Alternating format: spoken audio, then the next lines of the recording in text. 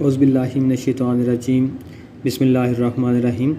आज हम लोग एक फ़्लो चार्ट बनाने वाले हैं जिसमें हम एक नंबर इनपुट करेंगे और उसके जो फैक्टर्स हैं उसको डिस्प्ले करने का एक फ़्लो चार्ट बनाएंगे। यानी कि हम फ़्लो चार्ट बनाएंगे कि नंबर इनपुट करें जो कि कोई पॉजिटिव नंबर चले ले लेते हैं, और उस पॉजिटिव नंबर का जो हमारे पास फैक्टर्स बनेंगे उनको डिस्प्ले करने के लिए हम लोग एक फ़्लो चार्ट बनाएंगे। तो इस तरह का फ़्लो चार्ट बनाने के लिए सबसे पहली बात तो हम, क्योंकि डिटेल के अंदर बाद में करते हैं, तो अगर हमें ज़रूरत पड़ेगी तो स्टेप बाय स्टेप मैं आपको डिटेल भी बताता जाऊंगा। तो सबसे पहले वही चीज़ कि हम लोग स्टार्ट करेंगे स्टार्ट सिंबल से, और फिर हम लोग क्या कर लेते हैं, एक नंबर इनपुट कर लेते हैं जो कि हमारा इनपुट होगा एक पॉजिटिव नंबर इनपुट n। और अगर पॉजिटिव इसे बनाना है तो हम लोग क्या कर लेते हैं कि ग्रेटर दैन 0 हो, यानी कोई भी वो 0 से बड़ा नंबर होना चाहिए जिसका हम लोग फैक्टर्स जो हैं वो फाइंड आउट करना चाहते हैं। तो उसके लिए हमने साथ में एक कंडीशन लगा दी हुई है कि n इज़ ग्रेटर दैन 0। आप ना भी लगाएं तो तब भी ठीक है।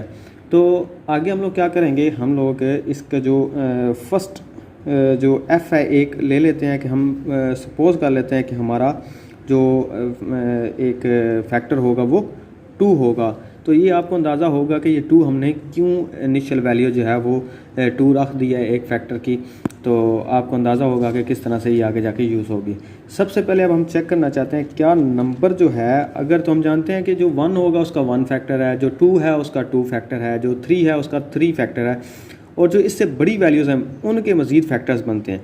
तो अगर तो वैल्यू आ ही 3 से कम जाती है या 3 के इक्वल आ जाती है, फिर तो हमारे फैक्टर जो हम डायरेक्टली वही प्रिंट कर देंगे कि हमारा फैक्टर वो 2 है या 3 है। तो हम चेक कर लेते हैं कि क्या हमारा जो नंबर था वो 3 से, जो हमने एंटर किया है वो 3 से कम है।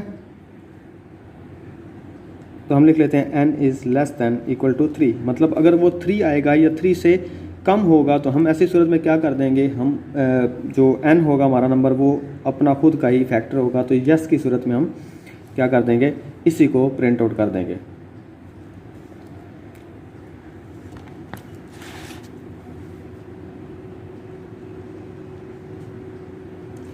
और हमारा प्रोग्राम जो है वो यहाँ से एंड कर जाएगा, क्योंकि अगर हमारा एक ही फैक्टर था तो यहाँ से जाके वो एंड हो जाएगा।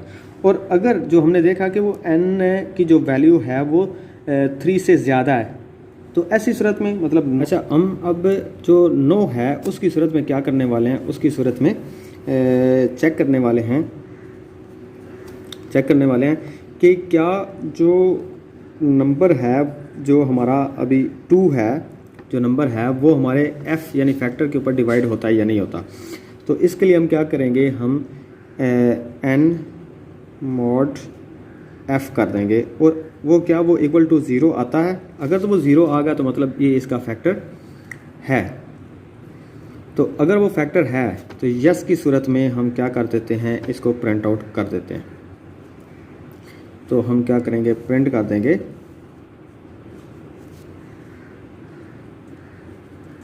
f को, यानी कि f उसका फैक्टर था और f अब इसे डिवाइड कर देते हैं।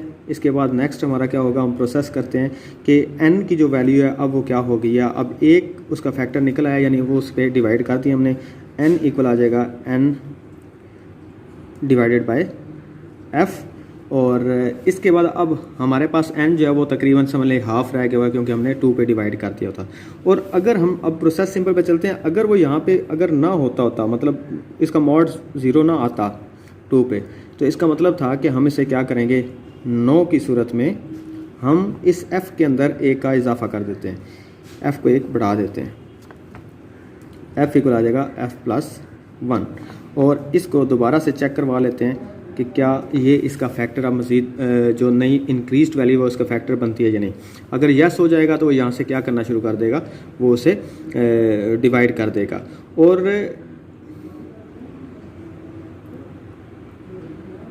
और अब जब वो यस हो जाएगा तो उसके बाद हम क्या करेंगे, उसके बाद हम लोग यहाँ से दोबारा से इसे चेक करेंगे कि कहीं हमारा जो n की वैल्यू थी वो 3 या 3 से कम तो नहीं रह गई हुई थी। तो हम दोबारा से जाके उसे पीछे यहाँ पे लेके आ जाएंगे सॉरी यहाँ पे लेके आ जाएंगे, जो कि चेक करवाएगा दोबारा से कि उसकी वैल्यू 3 से कम तो नहीं रहेगी। अगर तो वो 3 या 3 से कम रह गया तो वो उसे प्रिंट कर देगा एंड, और यहाँ पे जाके हमारा प्रोग्राम जो है वो एंड हो जाएगा। तो इस तरह से हम लोगों ने जो फ्लो चार्ट है वो इसका बना दिया हुआ है कि किस तरह से हम फैक्टर्स फाइंड आउट कर सकते हैं। ये एक इजी सा प्रोसेस है। अगर आपको कुछ इसमें कुछ समझ ना आई हो तो आप मेरे से डिस्कस कर सकते हैं, पूछ सकते हैं। मैं आपको इसको मज़ीद एक्सप्लेन करने के लिए तैयार हूँ। आप कमेंट सेक्शन में पूछ सकते हैं। ये टोटल इसका जो है वो बनता है। आप मुख्तलिफ वैल्यूज़ को दे के इसे वेरीफाई जो है वो कर सकते हैं। होप्स हो कि आपको इसकी समझ आई होगी। अगर समझ नहीं आई तो आप कमेंट्स में बताइए। और सेकंड ये है कि मेरे चैनल को ज़रूर सब्सक्राइब कीजिए ताकि आपके लिए मज़ीद जो एजुकेशनल वीडियोस हैं वो आपके लिए हम लोग लाते रहें।